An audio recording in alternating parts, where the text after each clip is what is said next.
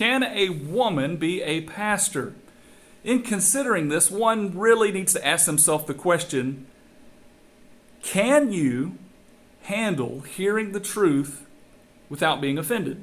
Now, personally, I know every time that I'm offended by what the Scripture says, I know that it is my sin nature. It is the sin within me that wants to rebel against God.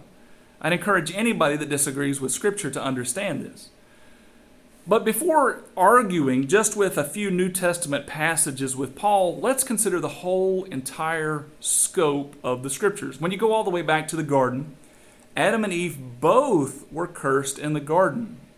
Eve was cursed in her role of authority. Her role of authority was diminished. But that leaves out, if we only focus on that, it leaves out that Adam was there in the garden as well, and he was cursed also.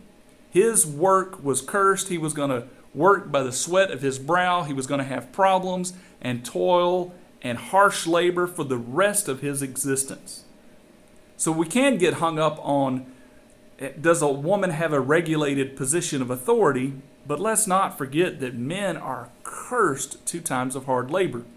Now, this rule applied immediately to the family. All throughout the Scriptures, we see that the man is supposed to be the first authority figure and the woman is supposed to be the secondary authority figure. If marriage is the building block of society, then this should hold true throughout all time, throughout all cultures. And ask yourself this question, does this seem to be the case? As you look through history, who plays the predominant authority historical roles in cultures? There are some exceptions, there are some anomalies where a woman steps into a preeminent position of power, but this is not the norm. So God's curse has come true not just in family, but also in culture.